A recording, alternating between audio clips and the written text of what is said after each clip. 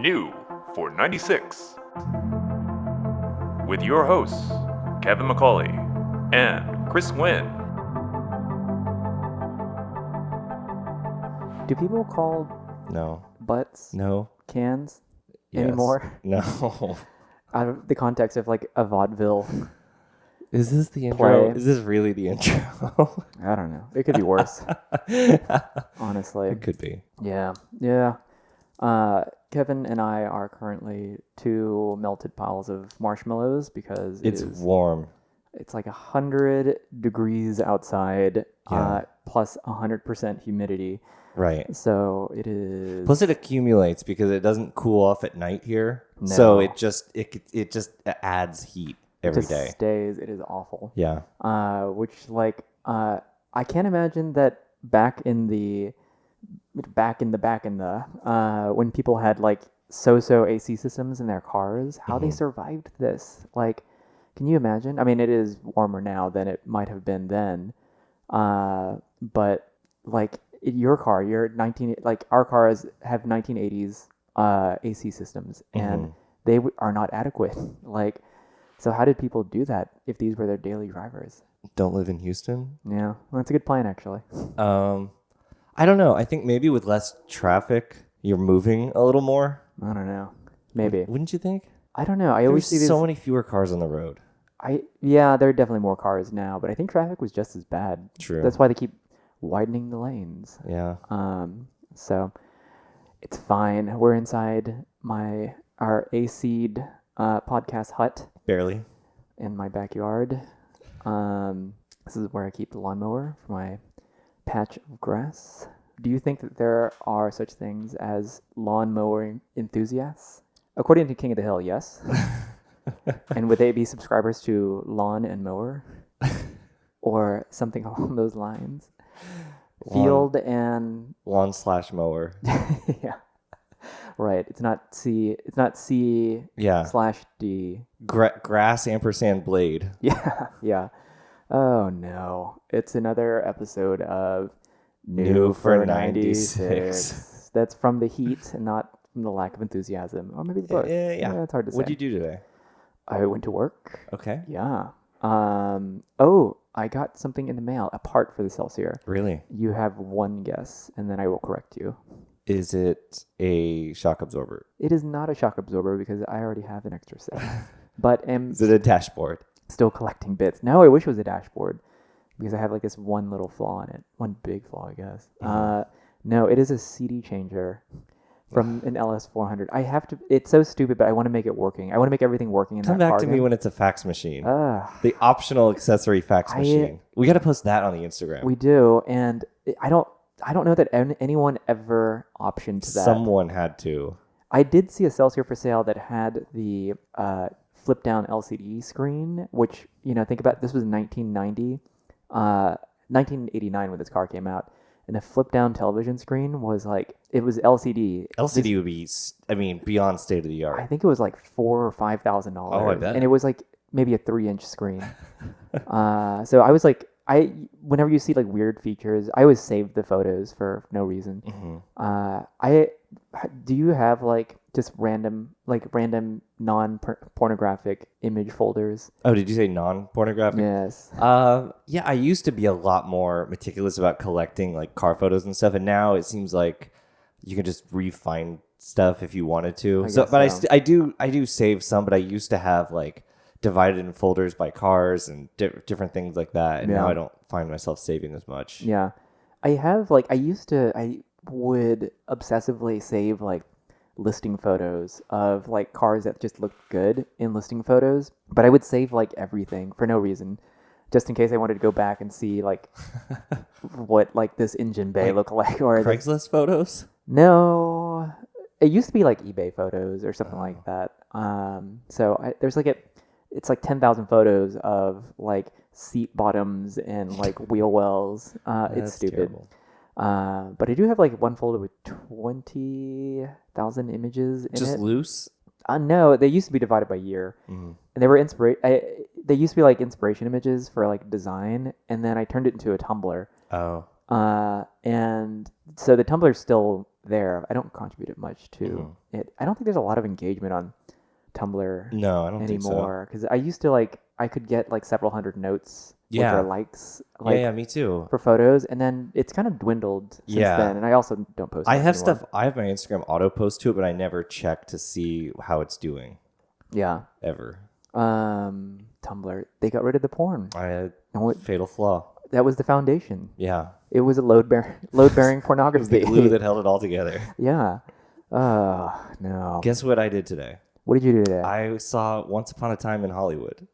Wow. Yeah, and the cars are amazing. How do you have time to see a movie in the middle of like a work day? That's not important.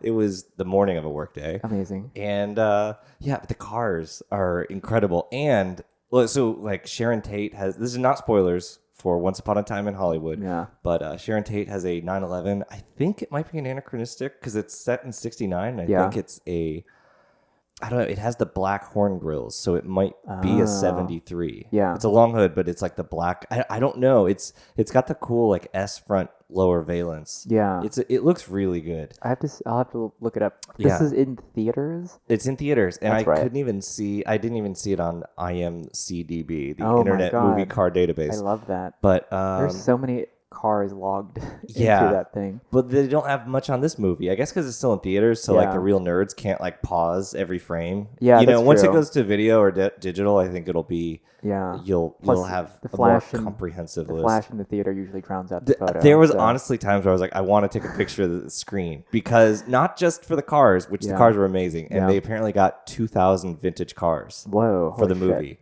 But like they'll be driving in LA and like you know every car on the street they go past and they'll go past a side street and you see Yeah. the cars down there and it's all accurate. I mean, it's really I- incredible. I'm always astonished at when a show can actually do that or a movie Yeah. can do that. Clear blocks Right. and then fill them up with like period They cleared cars. parts of the highway. That's insane. They cleared the highway, so I it's like wondered how they everything- did that. I know, it's amazing. But here's Yeah. the coolest part: is it's again not spoilers, but Leonardo DiCaprio plays a Western like an actor in westerns.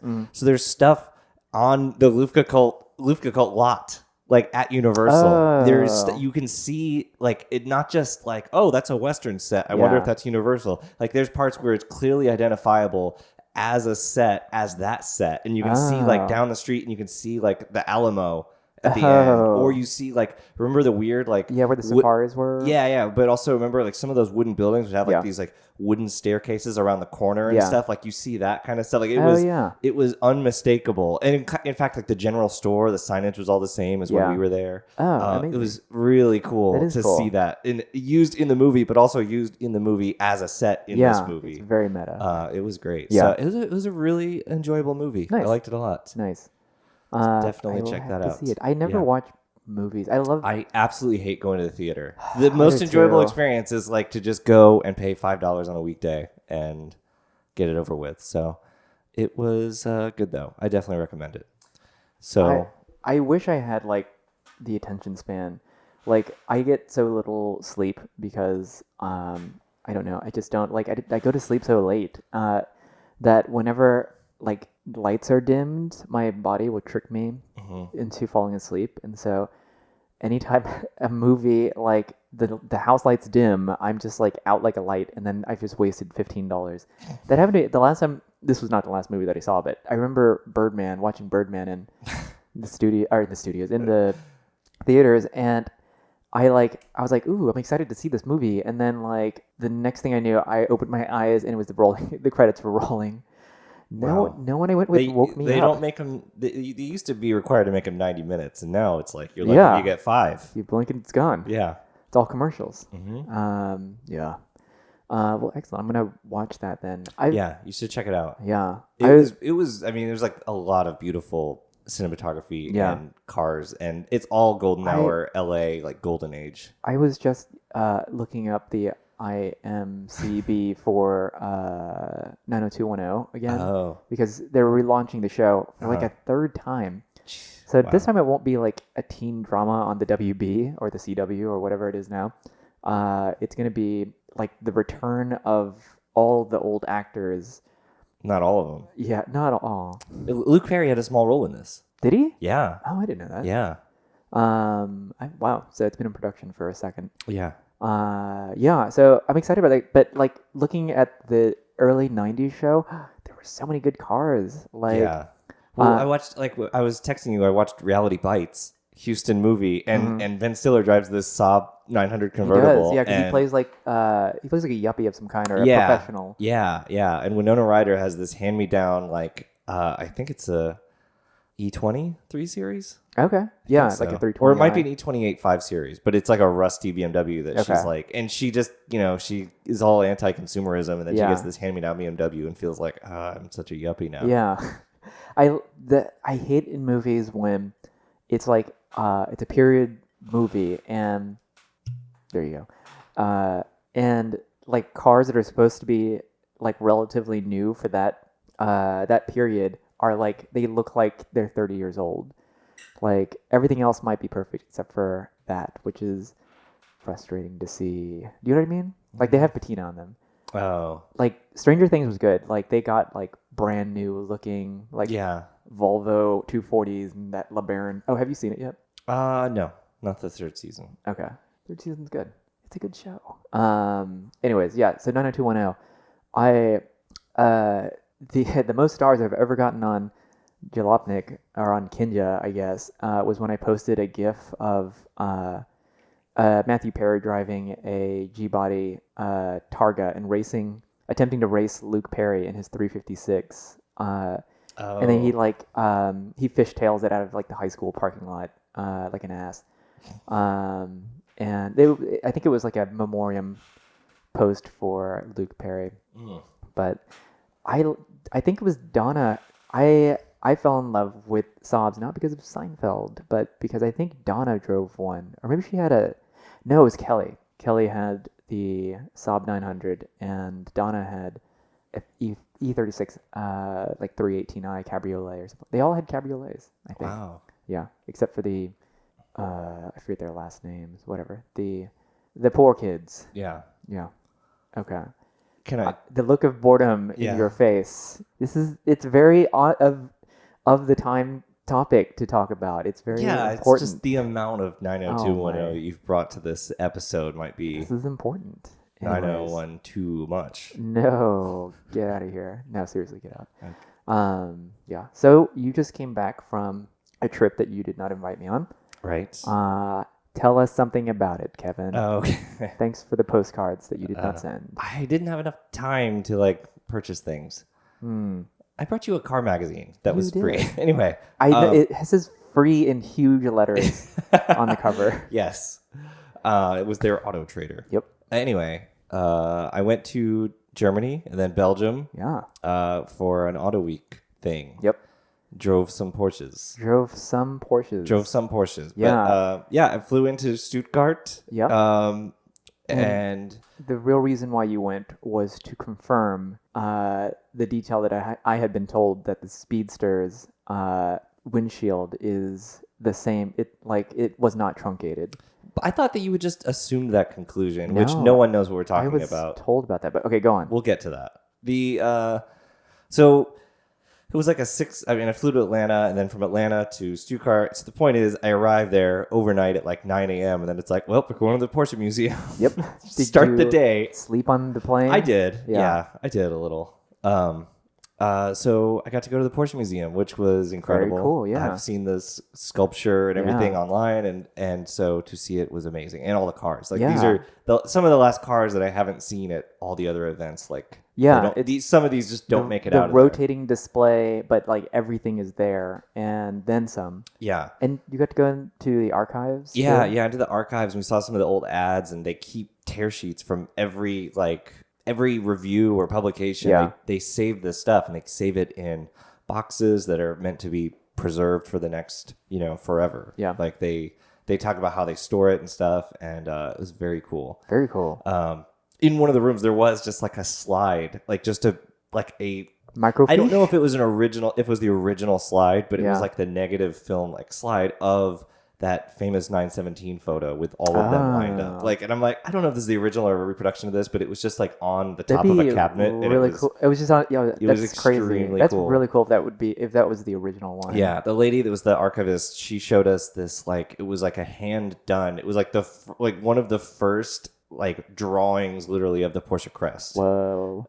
Like the actual piece of paper or whatever. Yes. Whoa. Yeah. And they had like logbooks from all the first run of 356s, like all the production notes and changes and things. That's like so cool. from the assembly line. So it was incredible. But you go up and you take the escalator, and it's the left escalator goes up because the ignition is on the left. How confusing. Yes. But I recorded, I'm just going to insert this, but I recorded in the tour guide, and this guy was so amazing because he was so insane and German and enthusiastic, and not just what he said, but like the way he said everything was so insane that I recorded like 20 minutes of it, and I want to splice in a couple clips. Comically German? Yeah, but it was just weird. Like, he was just such a like weird, like giant Porsche nerd. Whoa. And it was amazing. And so I'm going to play something, but I'll play something for us because I have queued up one thing. Maybe cut this in. Yeah, we're going to cut this in. We needed to make a change with the number, so the 911, and the reason was, I think you know, Peugeot, it's incredible but true, to have a trademark for the 0 in the middle. I'm so thankful about it because we made a change, and the 911 was not the baddest deal for us. So today, 911 is as popular as McDonald's or Coca-Cola all over the world. Was not so bad. And now let's talk about the ignition key. So the escalators, and we always turn on the left. But why is the ignition key on the left? It's your turn. You know 2 versions, and now you will get the third one and the truth one. Listen. So in the past, really, Porsche said 24 hours of Le Mans. The race driver stood in one line, come and shoot. They run to the car, jumped in, started on the left, put the gear on the right. But that's not the truth because the gear was put yet. I'm sorry. And for the clutch, I don't need my right hand. So we are thrifty. Not stingy, that's very important. 354, but not stingy. Yeah, that's a big difference. So here, and really, so the ignition key is here, and the relay is on this position. That's wires. Yeah, wires. Okay, so you said wires. Yeah. So I'm sorry, you had the true one. I'm sorry. Yeah, but really, the cable made of copper was shorter than to the right. And for me, this is so cool, you know? It's cheaper, and today it's so cool. Everyone knows all around the world Porsche on the left to start the car on the left. That's great. This is the best you can do. It's cheaper and the coolest version ever. First super sports car in the history.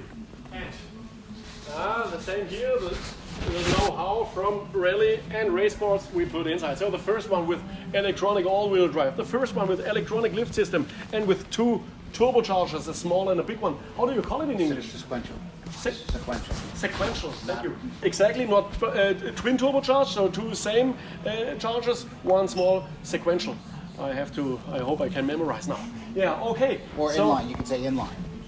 Inline. Inline? That's also possible. Yeah. Inline or sequential. Thank you so much. And we built 292 cars with 450 horsepower, but there were also customers, they said, hey, that's not enough. And we built 29 sport versions, 515 horsepower. And listen, one bought Bill Gates. And when the car arrived in US, he had a problem. He got no license. Yeah, but he waited till Bill Clinton was the president, and I think it was okay for him to put it in the garage. Not a big problem for Bill Gates, but it's also the 959. So that anyway, was fun. That was great. That was that was it. The museum was incredible. Got to see so many cars. Pink Pig 917 I'd never seen, and the 917 original 1969 one, which they just restored for the 917 exhibit for the 50th anniversary. So the 917 was famously horribly unstable in 69. They had very rudimentary aerodynamics. So the next year, because of John Wyer and the Gulf team, they figured out, this is what we have to do to get actual downforce. So all the 69 spec cars turn into 70 spec cars. All at 25. Whoa. So they fixed it, but so there are no 1969 spec 917s, but they at least restored the original, the number one car, which is pretty cool. That is very cool. Like, I really want to go, although, like, I stupidly booked a trip to Japan instead of Germany. I actually would rather go to Germany first. No, maybe not. Maybe I would like Either go way. to Japan because I'm going to go to. Anyways, whatever. I'm going to go to. There are a bunch of. I'm building the list now of all the car things to do there. Excellent. Yeah, but so that's so cool. Yeah. And do you know? Okay, you know that the photos of what looks to be like the warehouse, the archive of cars. Is that there? That is there. I didn't get to go there. Okay. But yeah, that is there. Like the museum has like 500 plus cars. Yeah. And only 70 are on display. Oh, Or wow. or Porsche owns like 550 cars in their collection, and Yeah. they display like 70 at a time. So Wow. they have like a storage that's offsite. But it's really cool because there's this traffic circle, and you've got the museum there, and you've got the factory there, Yeah. and it's just cars are just constantly going around that traffic circle. Actually, weirdly, I saw like a BMW camouflaged 3 Series go through that really? circle. But Wait, is that like a public road? it's a or- public road. Yeah, Okay. it's just an intersection. Yeah. And so there's just stuff going through, but a lot of it's like car carriers with, Yeah. with a dozen 992s on it and stuff. That's crazy. Yeah, so it's very cool. One of them did have a couple speedsters because it was like they were kind of taped up with the Yeah. white plastic, but you could tell it was an interesting roof line. Yeah. So that brings us to the cars that we drove. We did a road trip to Belgium to Spa-Francorchamps, which is a legendary racetrack that is about 100 years old. And so it was Andrew Collins from Jalopnik was the other American, and then there was a couple other people from Europe Yeah. that were there. And so the 4 cars in our group, it was the Speedster, Yeah.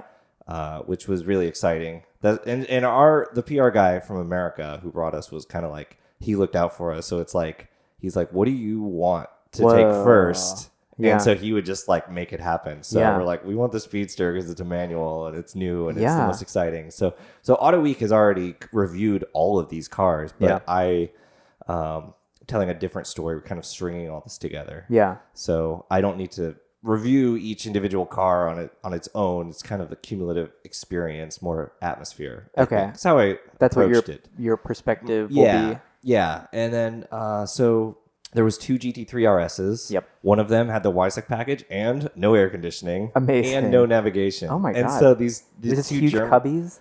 Yeah. So there's 2 German journalists, Yeah. like TV journalists, and they got stuck with that car all day because it was God. extremely hot. Like it was like Oh my 95 degrees. God.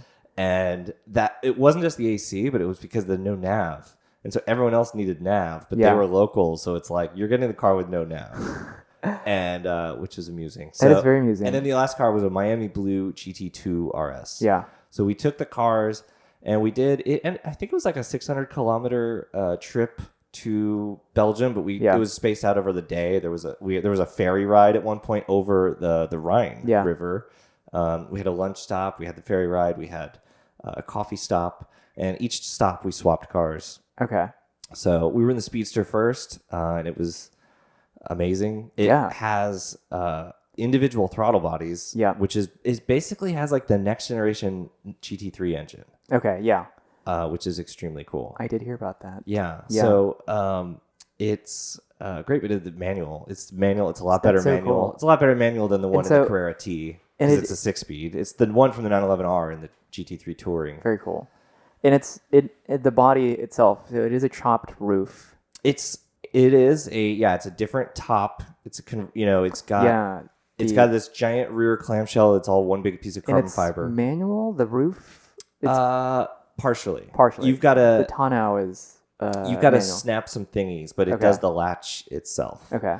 And then it got all the GT3 bodywork. Yeah. The regular GT3, not the GT3 RS. Yeah. It looks really cool. It looks really good, and Yeah. I'm usually not a big fan of 911 convertibles. Me but neither. This one, That's the thing. The Speedsters always look good. Yeah, and they this really one, do. And this one looks really good. It just looks so different Yeah. than a 911 cab. Yeah. So it is good. Yeah. That's my review. That's It's all. good. Yeah. Like, what else can you say? I guess? know. I mean, it's like good. some of the best cars on sale that anyone makes. Yeah. And we drove all of them. So the next car we drove a GT2 RS. Didn't get ironically, we didn't really get to put the power down that day. Yeah.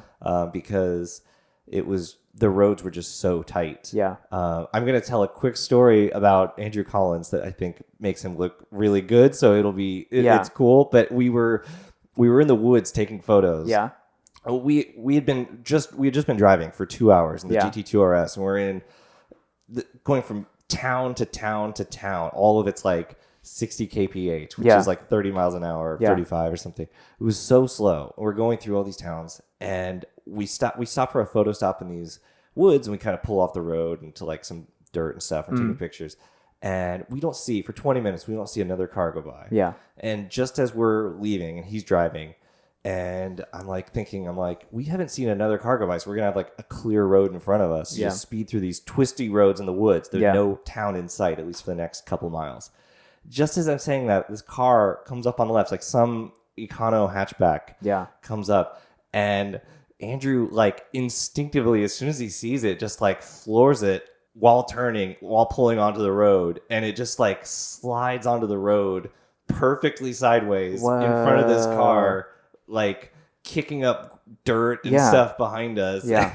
and then it like, basically red lines and upshifts, and we are, suddenly a quarter mile ahead of them. Oh my God. But it was the coolest thing. It was one of those things where I think he reacted like he was in literally any other car. Yeah. Like, I'm going to step on it. And then that has a different impact when you have 700 horsepower. Yeah. So it was extremely cool. I was like, that's the most badass thing I've ever seen. My God. It was perfect. But so we drove it that day. We didn't drive again. It was a lot of slow driving, but it's a good car. Yeah. I did end up getting to drive it more once we were in Belgium. So I did get to put my foot down in it, and it is it silly. Like usable in like a city context? Yeah, totally. I mean, yes and no. Like, using the power, no. But using it as a car, like, it's perfectly a normal car. Yeah. Like, it's perfectly fine to drive around. It's comfortable doing anything. And I've always meant to ask, like, the people we know with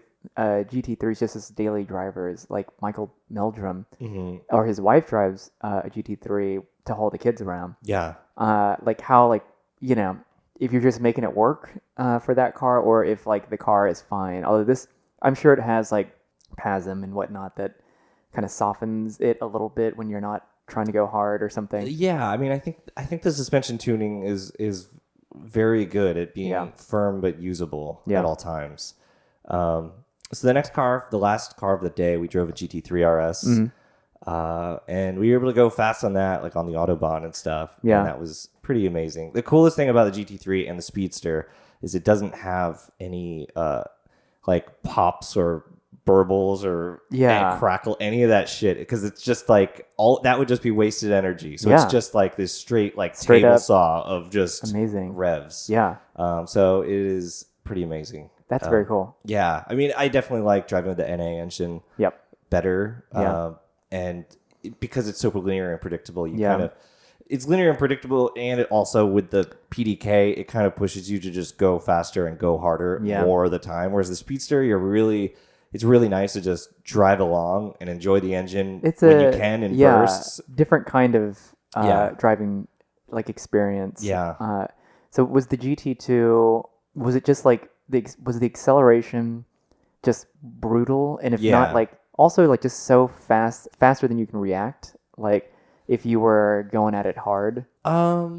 I mean, I'm sure you could get adjusted to anything. It's not like a Tesla in the acceleration, because it is like this like 2-stage like wallop of turbo, and it just happens in a very brutal way. It's very but it's very cool. But the GT3 is more satisfying, enjoyable. The GT2, it's one of the faster cars I've ever sat in and pushed the throttle down. Yeah, but I think my pick, without having driven any of those, would still be the GT3. Yeah. Or the Speedster. Yeah. The Speedster's cool. I don't know. I mean, Porsche is not going to tell me, even though I asked. Because they normally do a Speedster like once every 10 years. Yeah. There's going to be a new GT3 probably in 2 years. There's going to be a new GT2 probably in like 3 or 4 years. The Speedster, that is really rare. But the difference is this is the first Speedster that's built by the GT division. Oh. So it is a GT3 without a roof. But they've been pushing for this. Like the GT division has wanted to do something like this for a while, and Porsche finally was like, okay. it's the question is this going to be a regular model or is it going to be, we won't see a speedster until the 992.2. We don't know. Yeah. We just don't know what they're going to do, because maybe now that dam is opened, it's like, oh, well, we can do this again in 3 years, 2 years. I like that they are producing these kind of like nod to heritage cars that are like good without needing to be, the hardest, fastest thing. Right. So that's pretty cool. I mean, what would you think? Like, is it better or worse that they continually produce a speedster? Is it like less special if every generation has its own speedster? I think it's a little less special. Yeah. It's kind of like the Targa almost too. Although like I don't like the 991 Targa, nor did the 996. I don't think there's any Targa I like. Yeah. Like the 996 Targa was almost fine. I mean, it was just like a big pano roof, but I mean, that was basically this. That was a lot like the 993 Targa. Yeah, and I actually didn't like the 993 Targa.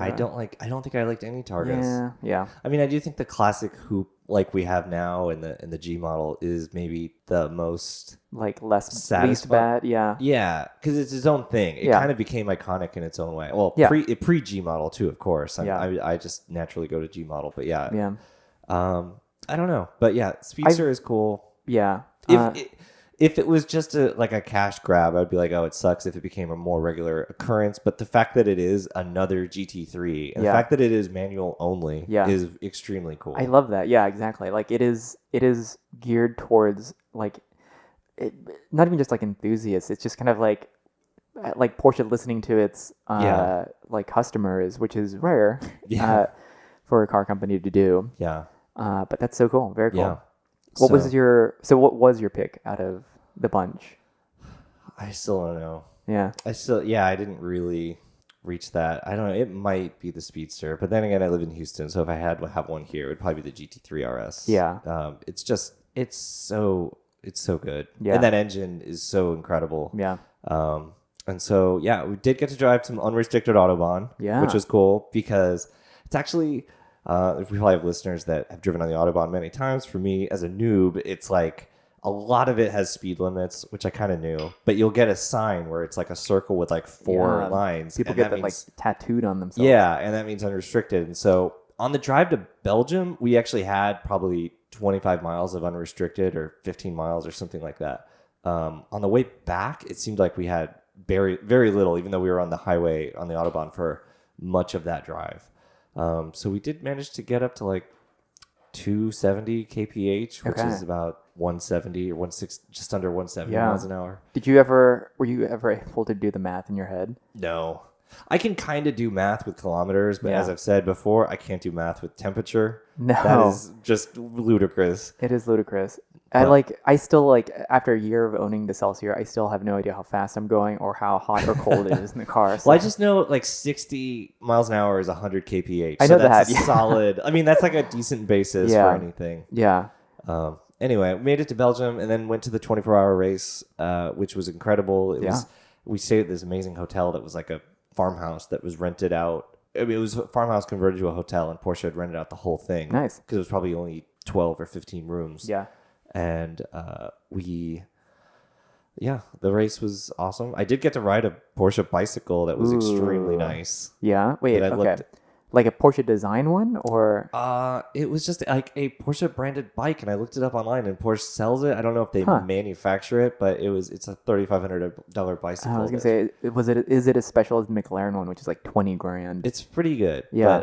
But because it was at their hospitality, and so I left the race I think at like 1 a.m. and it's like I was given the key to ride this bike home, and someone else will take it at 6 a.m. Yeah. Which ended up not happening because during the race there was like a 5-hour rain delay, so we just stayed at the hotel until 11 a.m. when they restarted. Nice. But it was a cool 24-hour race. I got to go in the garages during 2 pit stops and driver changes, which was exciting, and then I got to leave and walk around the whole track, and it's really amazing. It's just so old. The elevation's insane. The weather's insane. Yeah. Some good viewing places, and I walked a lot. It was great. Yeah. Very, very good. And then Porsche won the race. Oh, nice. It was the first time that Porsche has won since 2010. Okay. This race. And this is the biggest GT3 race in the world. Yeah. So it's kind of all comes together. You've got the GT3 cars, and then the GT3 race, and the GT3 911, which is 20 years old now, was originally meant to compete in the GT3 class. Yep. And now the GT3 class is super bustling. Yeah. With, I think there was 12 manufacturers Whoa.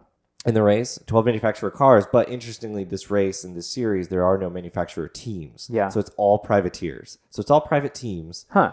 And you've got cars entered from, there was NSXs, GT3s, 911s, obviously. Yeah. No McLarens, but pretty much everything else. Lambo, Ferrari. They all have a GT3 car, the Yeah. Bentley. And the factories can't have a team. So they basically have like their factory drivers set up teams. Yeah. So like Timo Bernard has a team that's his team. Oh, nice. And he drives on, and he drives to Porsche. Yeah. And Porsche also comes in, and they bring their hospitality, and they Yeah. provide logistics and weather and strategy. Oh, nice. So it's like you've got the mothership providing all this stuff. So it's really interesting. It's like this weird proxy war situation. I don't watch any motorsports, but this sounds like very interesting to me. It really like, is, much especially- more so than F1. It is interesting because the cars are very more road relevant, and then the whole point of my story, is that the Porsches are the most road relevant of all of these, because you can't get like an Audi GT3 car for the streets. That is true. Yeah. You can't get the Mercedes. Like the hottest Mercedes is not the same as this. Right. Actually, Mercedes uses the good V8 in this series. The 6.2. Yeah, Nice. They still use that because they're allowed to, Yeah. and it's better. Yeah. Nice. Yeah. So Is that the end of the trip? basically Yeah. the end. The race. That's Like I a said. pretty good car trip.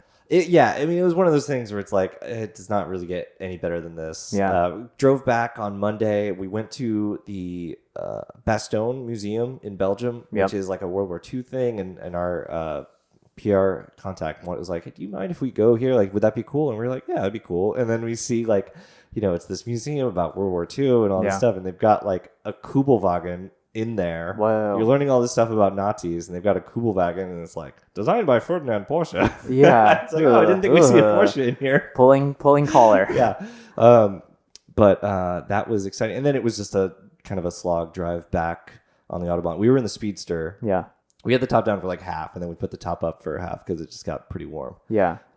Is it like, do the aerodynamics work such that you can actually just, like, is it a better or worse convertible? I mean, I think it's about the same. I Yeah. think they're all pretty good. I think I don't know. It's interesting. So another factor, actually, I didn't even touch on this, and actually in my article I didn't touch on this because it's just too much to talk Sure, about. yeah. But so Porsche announced last year at LA Auto Show, they said, we're making a GT2 Club Sport, and by the way, there's going to be a race series, and we're going to race, and people are going to race these cars. So it's like, Yeah. this is theoretically, you've got GT3 cars, and then you have GT2, which is Yeah. more powerful. Yeah. Aerodynamics not quite as good, Yeah. but so they had like 14 or 15 cars show up. This was the inaugural GT2 Club Sport race, Yeah. of which the 935 is also Ooh. eligible. Yeah. So there was, I think, 3 935s, Ooh. and the 935 is the new like track only 70s inspired. Yeah. Basically, And it looks GT2. very cool. It looks very cool. So what's Yeah. interesting though is it looks way more aerodynamic, and actually they're equal. It's equal with the GT2. Oh, really? Yeah, it Huh. looks way more aerodynamic, and I think, but it's like the GT2, that I was shape. going to say, it's kind of, I mean, like, I guess how much more could the aerodynamics be improved? Yeah, I mean, it's got more like kick ups and whatever, and Yeah. it looks smoother, it looks sleeker, and it's Yeah. got more whatever. But yeah, the GT2 is very similar to a GT3 in shape, and they've been racing that for a very long time, Yeah. and they've got that very dialed in. So Yeah. then you introduce something that has this much more styling, it's like, oh, it's very hard to actually make that Yeah. actually translate into superior aerodynamics. So that race, there was 2 races over the weekend that were pretty interesting. It's a lot of gentleman drivers, but it's still cool to see those cars racing. They're all limited, and they're all 700 horsepower. So to Yeah. see them on the track was pretty cool. Yeah, that is very cool. Good so trip. I think that's all of it. Oh my I mean, I God. could go on for about all the like random like cars that I sent you, like Oh, of the, yeah. of the random Euro Because cars. we're like simple Americans, so like you know, a brown diesel wagon. Well, there was 3 Alpine A110s in the paddock. See, oh my God, that's pretty So cool. cool. It's so good. to me, it's almost like the Alpine is almost like a concept car because we'll never Yeah. get one, and Yeah. it's so like radical looking, and people actually can own them over Yeah. there, which Yeah. is so cool. hmm But yeah, Europe just for car spotting. Yeah. The current gen A6 wagon looks so incredible. I told you that, but it looks Yeah. really good. It's got like box flares. It just looks Why are the we business. so stupid over here and prefer crossovers to wagons, which don't is know. so dumb and bad? really is. Because like the CLA could have been saved if they just sold it in the shooting brake form because it actually looks kind of good. Yeah, the shooting brake is really cool. And Yeah. the what is it? The A45 is cool. Yeah, see, that's like- really cool. Yeah, Yeah. we're bad. Yeah. Yeah, with It's our true. CUVs and CUV coupes and whatever. I was just kind of randomly car searching the other day, and it was a Mercedes dealership. And like, you know, in the past, and this is probably going to sound like curmudgeonly, but you know, you would have the option of sedan, coupe, convertible, or wagon. But instead, like it's now like SAV, SUV, LAV, like Which website was this? it was just like a Mercedes like Oh, dealership site because I was Yeah. looking at a car on there, but it was just like I don't know what half of these things are. I mean, I do, but like it's so stupid that someone would just be yes, I am looking for a sports activity vehicle because I don't utility. But anyways, neither here nor there. Right. Yeah. So excellent trip. I want to do a full on car trip one of these days, but that's literally all like we do when we travel. So Yeah. and I'll be taking my first non-car trip in a long time. I'm going to Seattle in 2 weeks. Oh, really? Yeah, 2 weeks. Oh, yeah. okay. So, and I'll be probably renting a Volvo again. Oh, I can't wait to hear about it. I on this- know. on this I'm gonna very review show. it again. Okay. Yeah. So, At least you'll be getting out of Houston in August. yeah. It's like bad. for 2 days, but 2 days. well, no, for a weekend. Okay. But yeah, and then I'm going to Japan in November. I'm going to Monterey next week. Oh yeah, you're going to Car Week. Yeah. Again, thanks Mm-hmm. for the invite. I do want to go to Car Week. I'm just kind of like that Japan trip's going to take up like 2 weeks, and that's it's making me so crazy. nervous taking off that much time. But I do want to do a Car Week one of these days. If you would just invite me already. I'm working here. Whatever. I can be your travel companion. I can like volunteer not to hold any of I your was gonna things. say you could lift things. Yeah. Yeah. So cool. Oh wait, What? Can I talk about something else? I'll add this in. Oh my God, you've just thrown everything out of know. order here. What? Oh yeah. What? No, go. Oh no, I was just reading the thing on the thing. Oh, the values thing of the 917. Yes. Uh, Go on. this is so bad. Just go on. Oh, I was wondering. I saw an Instagram post. Yeah. Which I won't link to because I won't bother. But it was showing like 3 917s at a shop in the 90s, at a Yeah. Porsche shop. And I was wondering, what did a 917 cost in the 90s? I'm gonna guess $25,000. Yeah, it was more than that. Okay. But I still, I was surprised that I think they were 50. close to $1 million, but What? like 700,000 I'm to $1 so million. far off. But now they're 20 million. And stuff. Yeah, But yeah. I mean, they were kind of worthless. And so it kind of reminded me somehow in a roundabout way, I got to the page, the Ferrari 250 GTO value section on Wikipedia. Yeah. It's extremely interesting. 'Cause Yeah. The GTO is the most valuable car Yeah. in the world, Yeah. pretty much. That and like the Bugatti Atlantic. Yeah. But there's a whole section about the price history. Yeah. And how they went from originally priced 18,000, In what year? 1962/4. Yeah. 62 to 64. Then they dropped a year later to 4,000. These are just these are just transactions. Sure. Then 10,000. Then in 1968, 6,000. 69, 2,500. Nice. 71, 9,000. I'm going to skip a few. 1974, 28,000. 77, Nick Mason bought one for 37,000 pounds. Then you get to the 80s, 300,000, 500,000. 86, 1 million. 87, 1.6 million. 88, 4.2 million. And then at 1990, it was 13 million for one.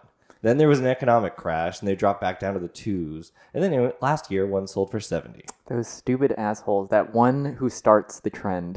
Yeah, one sold for 70 million last year. Jesus Christ, that is insane. Yeah. I was thinking like 917 values. Like, do you follow on Twitter like the Auto Week? I think it's Auto Week or something. I do, yeah. The classifieds, and they just like they post vintage classifieds. Yeah, yeah. And your mind is just blown. I mean, yeah. Even when you do like the inflation Like calculator. Shelby Cobra, $9,000. Yeah, it's insane. But I'm also surprised at how expensive some cars are too, even back then. Yeah. Like certain vintage Mercedes were still Yeah. like as valuable as they are today. Right. But I just assumed that everything was worthless for Yeah. a period Right. during the Reagan years. And then everything shoots up when that one asshole bids like 100 to Yeah, I mean, $1 million. Well, and I something. don't know what a 917 was in the 80s. I think a 917, but in the 90s, I think it's like there was a precedent for Yeah. vintage race cars being expensive. Yeah. But the GTO is an interesting case. It is. You Can wonder, imagine, like if you buy one for why do you think the GTO Ferrari 250 GTO is the like touchstone like for like most expensive Ferrari, one of the most expensive cars? now probably Just because it's racing expensive? heritage, yeah, and also Yeah. now it has like a momentum. Now, of no, I like value. the idea that now it's expensive because it's expensive. Yeah. But yeah, Yeah. it was I mean, besides the McLaren F1 or GT40, it was one of the last Yeah. like road cars that won Le Mans. Yeah. And it was, also a beautiful street car. Yeah. And But yeah, but there was always that period when like just race cars that were good, and I don't, what do you think? What was it?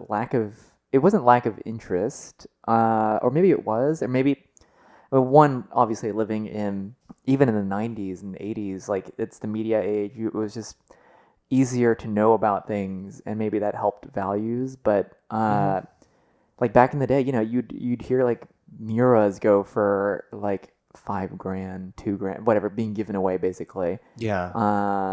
Although that was probably true up until like the 90s, anyways, for that car. But yeah, just that it's just like what is it that devalues a car like that? Because of course we're looking back now on it, and we can't see anything but like the beauty of what that car is. But can you think of a car like, I mean, other than air-cooled Porsches, like where you always saw the beauty in it, and the values were low, and then now they're astronomical? Like, I mean like M Coupe. yeah, I guess there are a lot of like normal cars now that are like anything on bat, basically. Like, Yeah. say for instance, the LS400 that sold for $25,000 today again. Wow.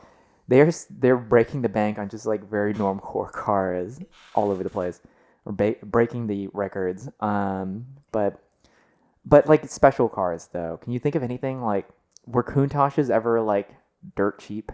I don't know. I don't know enough to know because I it was don't in either, yeah. production for such a long time. It seems like it'd be Testarossas, DeLorean certainly, although DeLorean is still kind of cheap now. And that's not necessarily beautiful. It's just kind of like a nice spectacle. right.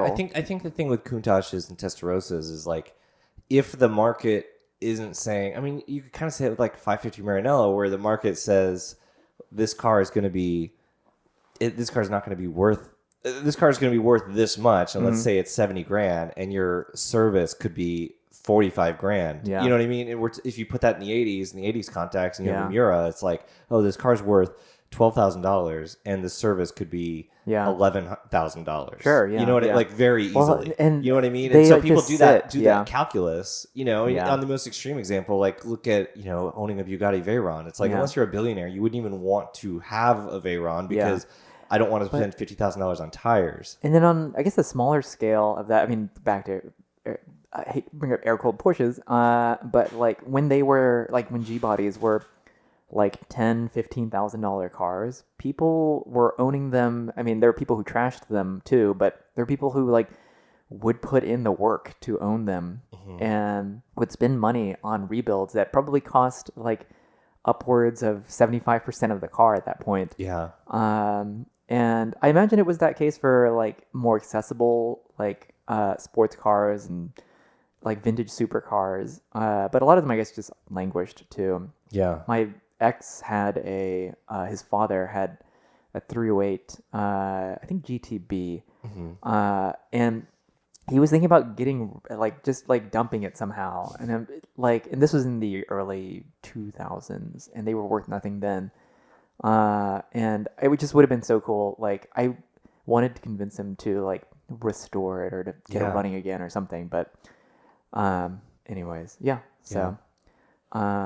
Those have climbed up in value a little, but not crazy. They're not the most expensive one, certainly, but like I think the lowest they got was like in the 20s. maybe, yeah. I don't remember like before BAT. Yeah. Like I guess you could have looked in DuPont registry. I mean, I used to always look at like the classifieds. Yeah. And see stuff. I would when I was a kid, I'd like on occasion would buy a DuPont registry, and I would love to find one of those, which I'm sure I don't have anymore. Yeah. To see like what cars cost back then. Yeah. But or we just wait until the next. Is it Auto Week? The Twitter. It is Auto Week. Okay, Yeah. it's Auto Week. I wish that was a separate feed, just so I could just like binge It all is. those things. No, I think it's just their main feed though. No, I subscribe to Auto Week Classifieds, where Oh, or really? something like that. Classifieds, yeah. Oh, okay. So I'll maybe they have retweet it Okay. Yeah. on Yeah. the main one. Yeah. Okay. So sorry for the Twitter talk. Cool. 99, or are we done? I think we're just about done because we're at an hour. Okay. So we'll cut that part out, and Will maybe. I think that's a podcast. I think so. All right. Why are you chuckling? Bye. Bye.